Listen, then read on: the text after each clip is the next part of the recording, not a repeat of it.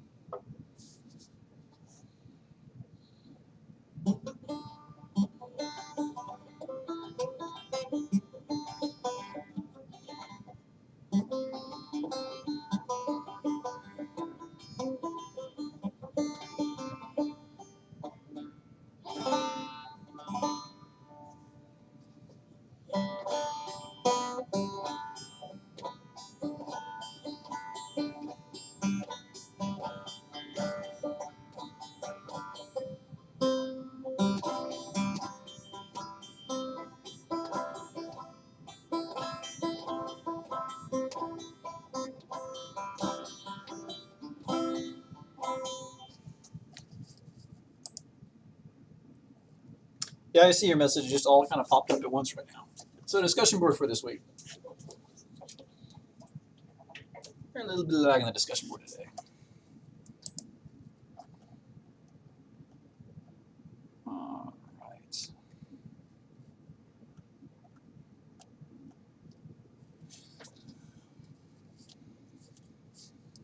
So let me switch it over to desktop. So discussion board this week, consider the following table. The image is small. You can right-click on it and see the window in the larger version. Based on the solvent, top row, and the reactant, classify each reaction as SN1, SN2, E1, or E2.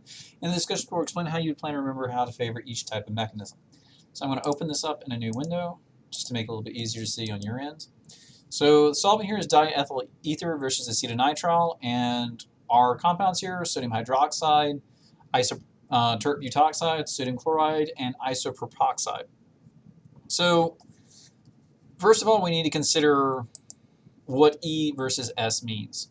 So when we say E, we're favoring an elimination, and when we say S, we're doing a substitution. So first of all, we need to decide, where are you? I saw you.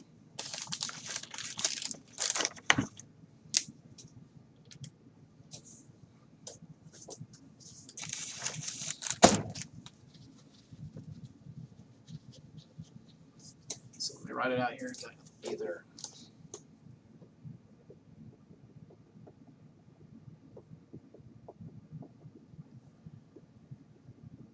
And acetonitrile.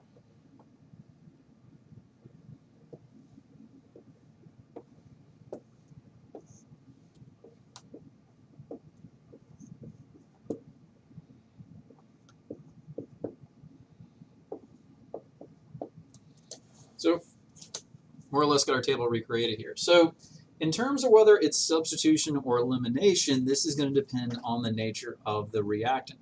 Now, both are going to happen. We're definitely going to get substitution, we're going to get elimination. So when we talk about this SN1 versus S2, E1 versus E2, and comparing those two, we're saying how are we going to make one more likely than the other?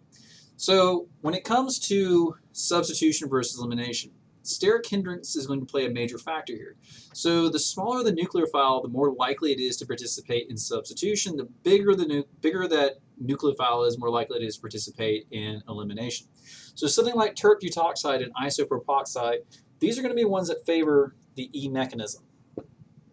And the reason being is that while they can substitute out like an alcohol or an alkyl halide, because they're so big, they can really only kind of reach in and like pick off a hydrogen. They're not really small enough to kind of slip in and displace another reagent. Now something like chlorine, our nucleophile here is our chloride. And for sodium hydroxide, it's our hydroxide. This is our nucleophile. And these are going to favor substitutions. So the question is whether it's an SN versus SN1 versus SN2 or E1 versus E2.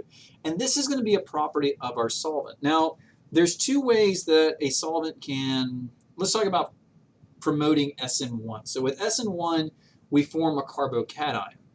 Whereas with SN2, we never go through a carbocation. And it's that carbocation that makes the difference with the solvents. So the two ways we can favor the carbocation is one, we can occupy the nucleophile. The other is that we can stabilize the charge. So to stabilize the charge, we use what's called the dielectric constant.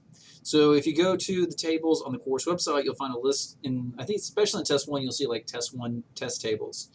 You get a list of solvents and their dielectric constants. A high dielectric constant means that it's very good at stabilizing charges. It basically makes so the charge has something to basically stabilize it. So something like water. There's a lot of lone pairs on the oxygen, so water has a high dielectric constant because those lone pairs kind of stabilize any positive charges. Now, if we have a low dielectric constant means that charges aren't stabilized. And these typically are things that don't dissolve, like sodium chloride or sodium hydroxide. They're nonpolar solvents. So if we have a low dielectric constant solvent, it means that we're probably going to favor an SN2 or an E2, whereas if we have a high dielectric constant, I keep calling it high K, that's because I actually did solid state research in undergrad, so they used high K dielectric. It's epsilon, I think, in chemistry, but when I say high K, that's what I mean. So a high K dielectric means that it's going to stabilize the charges. So if you look at the tables, the diethyl ether here has a low dielectric constant, so we expect this to go by the 2 mechanism, because we can't really form the carbocation. Whereas the acetonitrile has a high dielectric constant, which means it's more likely to stabilize. Now, the other thing that we can do with favoring the one mechanism is add an H+. So acetonitrile, I think, has a hydrogen on it. What this H+ does is that it interacts with the lone pairs on your nucleophile. Basically, it lets it react. And because it's reacting, but it's a reversible reaction, it's temporarily occupied. So because you don't have a nucleophile readily available to react, you're less likely to go through a 2 mechanism because 1, you don't have as much nucleophile around, and 2, that nucleophile has to dissociate away from that hydrogen, so it gives you time to form the carbocation. But that's how you work on this discussion forward. To figure out if it's substitution elimination, you look at the nature of the nucleophile. To figure out if it's one pathway, or a unimolecular pathway, or a bimolecular pathway, you look at the solvent that it's being conducted in.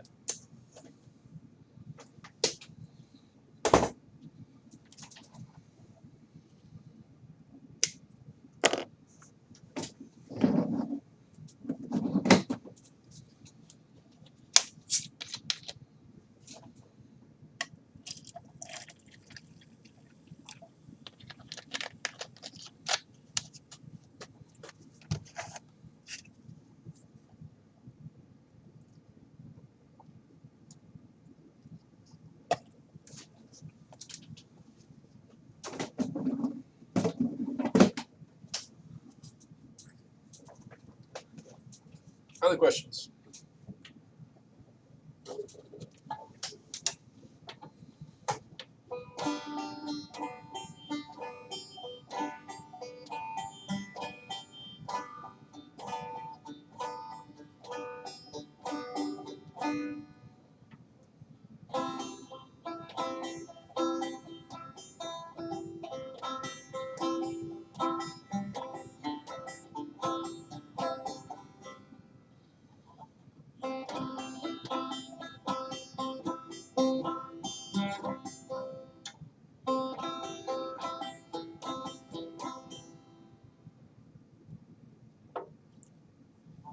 That's a good question. Let me bring up the study packet and see what questions you should be able to do.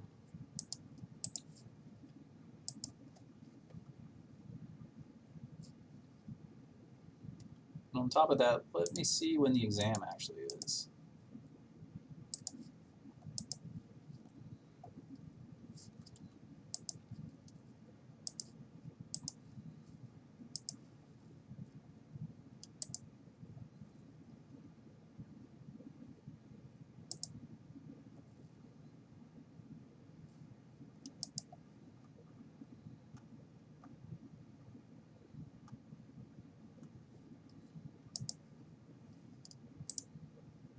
Man, this computer's slow.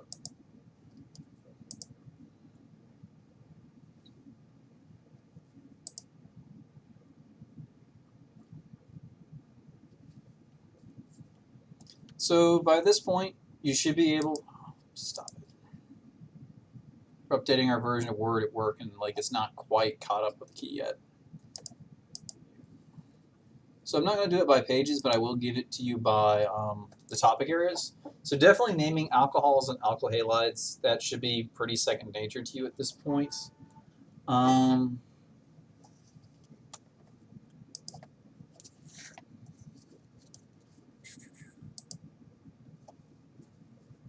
Solvent effect on reactions would be that section you should probably know.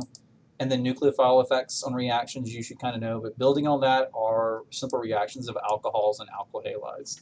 So I would say by this point in the material, you should be done with naming alcohols, alkyl halides, the simple reactions, and the solvent effects on reactions. And the discussion board next week is going to focus on those simple reactions and make sure you know what they are. The E1, E2, SN2, SN1 are the hardest parts of the reaction components of this test because they have strong implications on the final stereochemistry. If you have an SN1 reaction and you create a chiral center, or if you create a chiral center, you're going to get a racemic mixture. If you go through an SN2, when you do a reaction, you're going to get inversion of symmetry. So if you have an S shape, S symmetry, you're going to end up with an R symmetry and vice versa. Next week, I would say you need to be able to be pretty solid about in terms of the simple reactions and be able to do the simple synthetic schemes, where it says synthetic schemes. And then the week of the exam, I would say synthesis with characterization and characterization of alkyl halides and alcohols. That should be where you're at. Hopefully at this point you're seeing with the characterization stuff that it's really not too much more than what you already know how to do. We're just kind of like adding peaks to the spectrum now. So with FTIR, alcohols have a big broad peak, about 3600, assuming that they participate in hydrogen bonding. That isn't always true. But if it's a small, simple alcohol, it will have that binding mode at 3600. Alkyl halides look just like alkanes, so it doesn't do you any good. And the electron ionization mass spec, EI mass spec, adding halogens makes it super heavy, unless you're adding fluorine, which we never do. So your chlorine, bromine, iodine are going to make the molecules super heavy.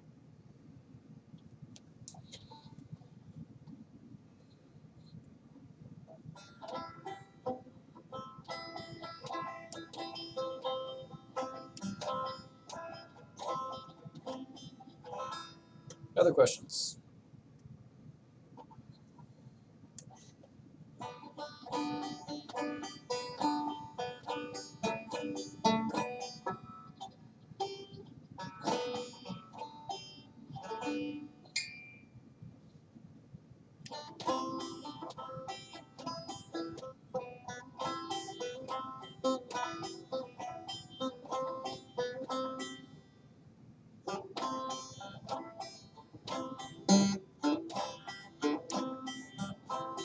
All right, you're welcome.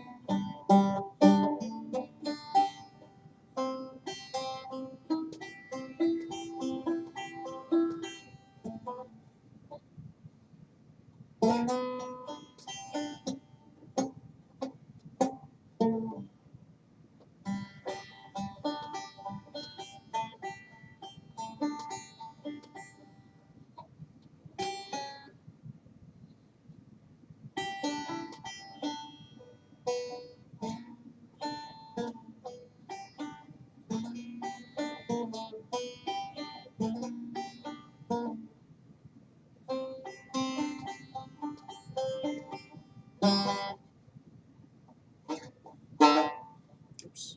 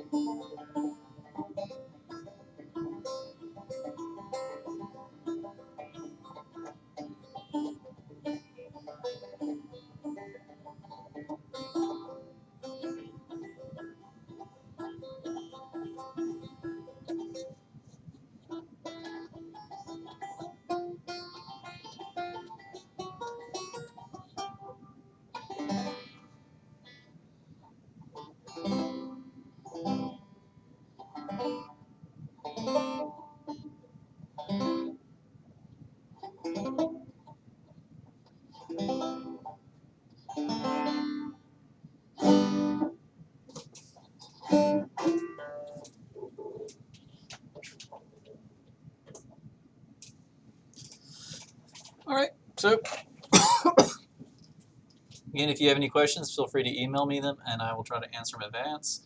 Other than that, and I will see some of you shortly, and some of you hopefully tomorrow live stream or next week.